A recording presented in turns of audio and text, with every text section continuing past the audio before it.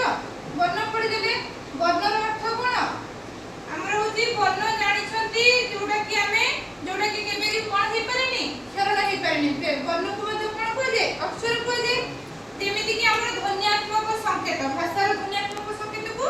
ବର୍ଣ୍ଣ କୁହାଯାଏ ଆଜି ଜାଣିନା ସେଇ ବର୍ଣ୍ଣକୁ ନେଇକି ଆମର କଣ ଗଠନ ହବ ପଦ ଏକ ବା ଏକାଧିକ ବର୍ଣ୍ଣର ମିଳନରେ କଣ ସୃଷ୍ଟି ହୁଏ ପଦ ସୃଷ୍ଟି ହୁଏ ସେଇ ପଦର ଯାହାକି ଆମେ ସେଇ ପଦକୁ ମଧ୍ୟ ଆଉ ଗୋଟେ କଣ କହିପାରିବା ଶବ୍ଦ ଯେମିତି କି ବର୍ଣ୍ଣ ଗୁଡ଼ିକର ସମଷ୍ଟିକୁ ଆମର କଣ କହିବା ଶବ୍ଦ ବା ପ୍ରକୃତି ଯାହାର ମୂଳ ରୂପଟା ମାନେ ନାହିଁ ପୁଣି କଣ କହିଲା ବାକ୍ୟରେ ପ୍ରୟୋଗ ହେଉଥିବା ପଦ ଗୁଡ଼ିକୁ କେତେ ଭାଗରେ ବିଭକ୍ତ କରାହେଲା ଦୁଇ ଭାଗରେ ବିଭକ୍ତ କରାହେଲା କଣ କଣ ସୁବନ୍ତ ପଦ ଆଉ ଗୋଟେ କଣ ତିଙ୍ଗନ୍ତ ପଦ ଆମର ଯେମିତି କୁହାହେଲା ଯେ ଦୁଇ ଭାଗରେ ଆସିଲା କଣ ସୁବନ୍ତ ପଦ ଆଉ ଗୋଟେ ତିଙ୍ଗନ୍ତ ପଦ ସୁବନ୍ତ ପଦ ଆମର କଣ ସୁବନ୍ତ ପଦ ହଉଛି ଶବ୍ଦରେ ପ୍ରୟୋଗ ହୁଏ କୋଉଠି ପ୍ରୟୋଗ ହୁଏ ଶବ୍ଦରେ ପ୍ରୟୋଗ ହୁଏ ସୁବନ୍ତ ପଦ ତିଙ୍ଗନ୍ତ ପଦ କୋଉଠି ପ୍ରୟୋଗ ହୁଏ ଧାତୁରେ ମାନେ ନାହିଁ ଧାତୁରେ ପ୍ରୟୋଗ ହୁଏ ତିଙ୍ଗନ୍ତ ପଦ ସେଇ ଯୋଉ ସୁବନ୍ତ ପଦ ତିଙ୍ଗନ୍ତ ପଦ ଆମର କୋଉଠି ପ୍ରୟୋଗ ହୁଏ ବାକ୍ୟ ସ୍ଥିତ ପଦ ଅର୍ଥାৎ ବାକ୍ୟ ଆମେ ଲେଖିଲା ବେଳେ ସୁବନ୍ତ ପଦ ଆଉ ତିଙ୍ଗନ୍ତ ପଦକୁ ନେଇକି ଆମେ ସଂସ୍କୃତରେ କଣ କରୁ ବାକ୍ୟ ଗଠନ କରିଥାଉ ସେଇ ଯୋଉ ସୁବନ୍ତ ପଦ ତିଙ୍ଗନ୍ତ ପଦକୁ ଜାଣିବା ପାଇଁ ଆମେ ମୂଳ ଶବ୍ଦକୁ ବି ମଧ୍ୟ ଜାଣିବାର ଅଛି ଯେମିତି କି ତୁମର ଅଛି ପ୍ରଥମେ ପ୍ରକୃତି ଆମେ ଜାଣିଛନ୍ତି ପ୍ରକୃତିର ଅର୍ଥ କଣ ଶବ୍ଦ ମାନେ ନାହିଁ ସେ ଶବ୍ଦକୁ ତ ଦୁଇ ଭାଗରେ ବିଭକ୍ତ କରୁଛନ୍ତି ସଂସ୍କୃତରେ କହୁଛି ପ୍ରଥମେ ଆସିଲା କଣ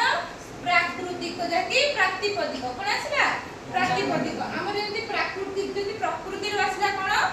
ପ୍ରାତିପଦିକ ପ୍ରକୃତିର ଅର୍ଥ କଣ ଶବ୍ଦ ପ୍ରକୃତିର ଅର୍ଥ କଣ ଶବ୍ଦ ସେଇଥିରୁ ଆସିଲା ପ୍ରାତିପଦିକ ଯୋଉଟା କି ସଂସ୍କୃତରେ ପ୍ରାତିପଦିକର ଅର୍ଥ ହେଉଛି ଶବ୍ଦ ମାନେ ନାହିଁ ଶବ୍ଦର ଅର୍ଥ ମୂଳ ଶବ୍ଦ ଯେମିତି କି ଆମର ଶବ୍ଦ ରୂପ ଅଛି ଶବ୍ଦ ରୂପ ପୂର୍ବରୁ ସେଇ ମୂଳ ଶବ୍ଦକୁ ଜାଣିବାର ଅଛି ପ୍ରାତିପଦିକ ଗୋଟେ ଆଉ ଗୋଟେ କଣ ଆସିଲା ଧାତୁ ଯେମିତି ପ୍ରାତିପଦିକଟା ହେଉଛି ସବୁବେଳେ କୋଉଠି ପ୍ରୟୋଗ ହୁଏ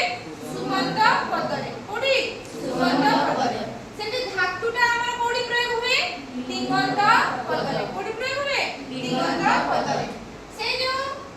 ସୁବନ୍ତ ପଦକୁ ପୁଣି କଣ କରାହେଲା ଭାଗ କରାହେଲା କଣ କରାହେଲା ଭାଗ କରାହେଲା ସୁବନ୍ତ ପଦକୁ ପୁଣି କଣ କରାହେଲା ଚାରି ଭାଗରେ ବିଭକ୍ତ କରାହେଲା କୋଉଥିରେ ବିଭକ୍ତ କରାହେଲା ଚାରି ଭାଗରେ ଗୋଟେ ହଉଛି ବିଶେଷ୍ୟ ପଦ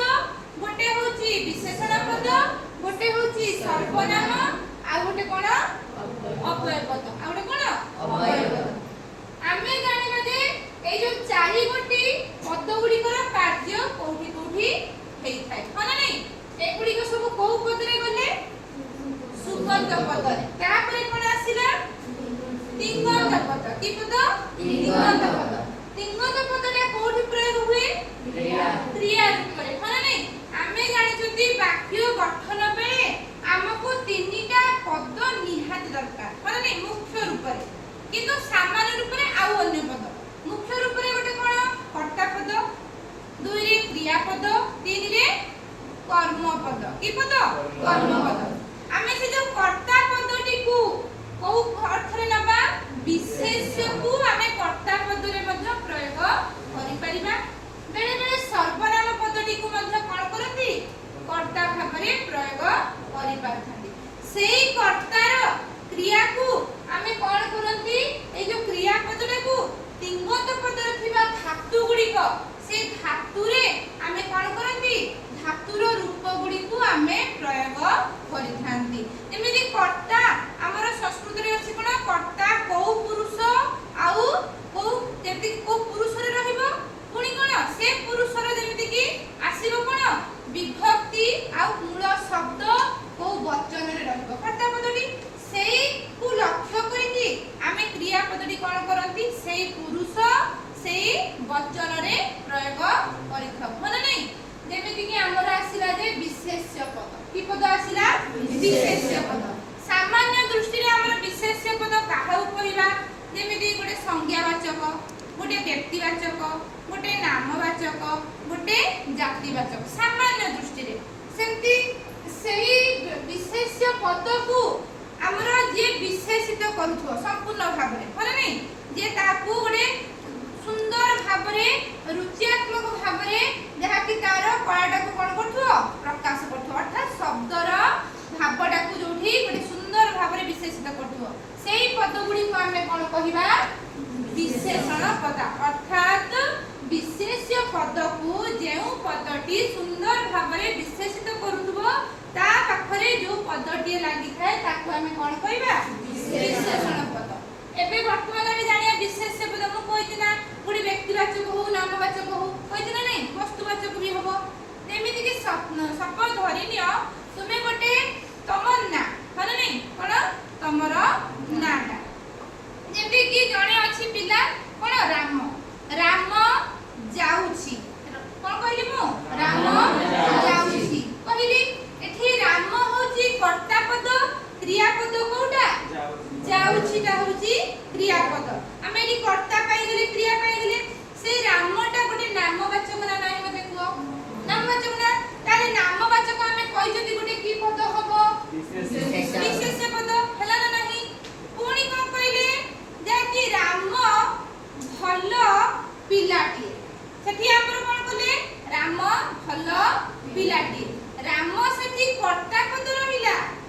କିନ୍ତୁ ତା ଭିତରେ ଗୋଟେ ପିଲାଟିଏ ବା ବାଳକଟିଏ ସେଠି ବି ଗୋଟେ କ'ଣ ହେଲା ବିଶେଷ୍ୟ ପଦ ରହିଲା କି ପଦ ରହିଲା ବିଶେଷ୍ୟ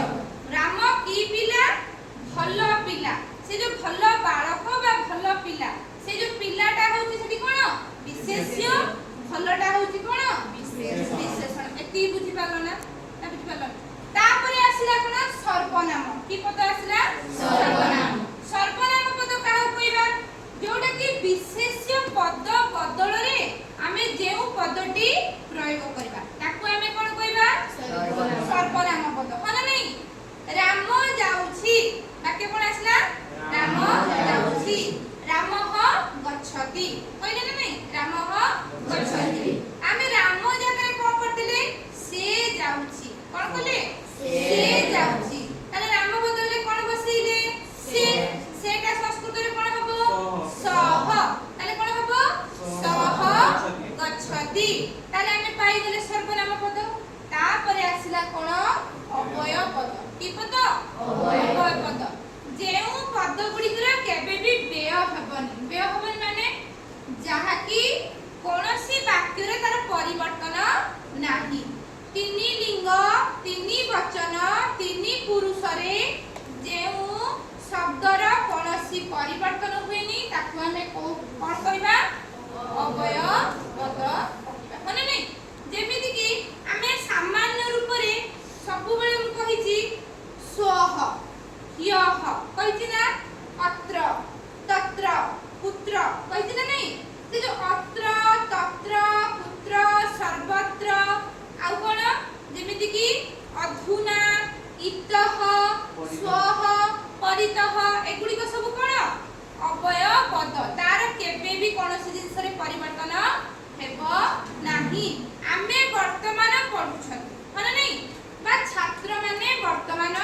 ପଢୁଛନ୍ତି ସେଠି ଛାତ୍ରମାନେ ହଉଛି କ'ଣ ପୁଲ୍ଲିଙ୍ଗ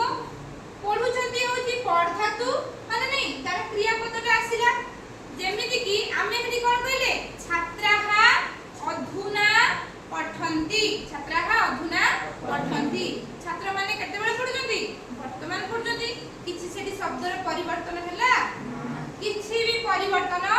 ହେଲା ନାହିଁ ସେଠି ଏକବଚନ ହଉ ତୁମେ ଦୁଇ ବଚନ ହଉ ବହୁବଚନ ବି ହେଲେ ସେଠି କେବେ ବି ପରିବର୍ତ୍ତନ ହେବନି କୋଉ ଶବ୍ଦରେ ଅବୟବାଚକ ଯେତିକି ଶବ୍ଦ ବା ପଦ ଗୁଡ଼ିକରେ ଏତିକି ବୁଝିପାରିଲ ତାପରେ ଆସିଲା କ'ଣ କ୍ରିୟାପଦ କ୍ରିୟାପଦ ସାମାନ୍ୟ ରୂପରେ ଯଦି କହିବା ଗୋଟେ କାର୍ଯ୍ୟ ହଁ ନା ନାହିଁ କ୍ରିୟାପଦର ଅର୍ଥ କ'ଣ ସାମାନ୍ୟ ରୂପରେ କାର୍ଯ୍ୟ ତାର ପରିଭାଷା ଅଧିକ ଅଛି କିନ୍ତୁ ଆମେ ଜାଣିଥିବା ଦରକାର କ୍ରିୟାର ଅର୍ଥ କ'ଣ ଗୋଟେ କାର୍ଯ୍ୟ ବର୍ତ୍ତମାନ ମୁଁ ପଢ଼ଉଛି ତାହେଲେ ମୋ କାର୍ଯ୍ୟ କ'ଣ ପଢ଼େଇବା ଗୋଟେ କାର୍ଯ୍ୟ ତମେ ପଢ଼ୁଛ ସେଟା କ'ଣ ପଢ଼ିବା ଗୋଟେ କ୍ରିୟାପଦ ହଁ ନାହିଁ କ୍ରିୟାବାଚକ ପଦ ମୁଁ କହୁଛି